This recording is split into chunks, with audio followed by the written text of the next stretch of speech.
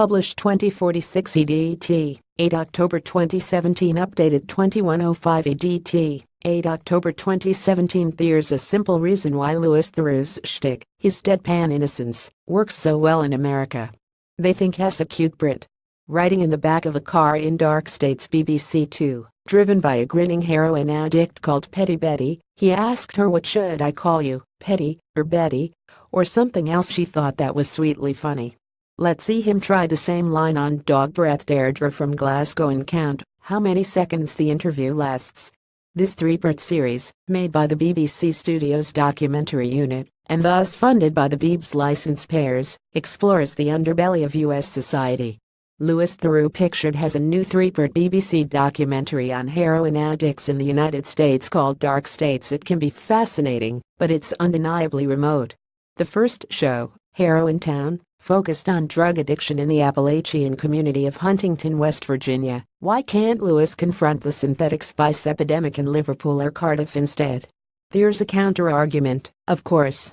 America is so often 5 or 10 years ahead of Britain in its cultural crises, from gang warfare to rampant obesity. God forbid that Huntington is a glimpse of the future for England's rural towns. A quarter of the adults in this burg, 50 miles from Charleston, are opiate addicts. Most turn to heroin after getting hooked on prescription painkillers which used to be handed out like Smarties by doctors. America's love affair with prescription painkillers has led to widespread dependency on opiates. Dark States sees Louis Theroux Pictured interview addicts across the country in Huntington, West Virginia. Louis Theroux Pictured embeds himself in an Appalachian community that is being devastated and stretched to its limits by widespread heroin use. 1 in 10 babies in Huntington, West Virginia, is born dependent on opiates, and fatal overdose rates are 13 times the U.S. average. When the law changed, more than 10,000 addicts went looking for their fix in a needle. At a visit to a counseling charity in East London last month, Prince William wondered aloud whether Class A drugs should be made legal. If he really wants to know what would happen, Louis interviewees had the answers. The saddest of them was Cotilia, a woman in her 20s who lived like a slave to her drug dealer boyfriend.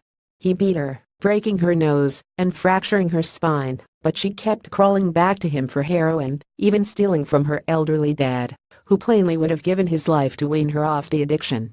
New BBC wartime drama The Last Post stars Essie Davis Pictured Center and Jeremy Newmark Jones Pictured Right. Theroux coaxed her story out in a series of visits, winning her trust by showing as little emotion as a robot. Harassed by assassins, the Queen was presented with an armored parasol by her husband, in Victoria ITV.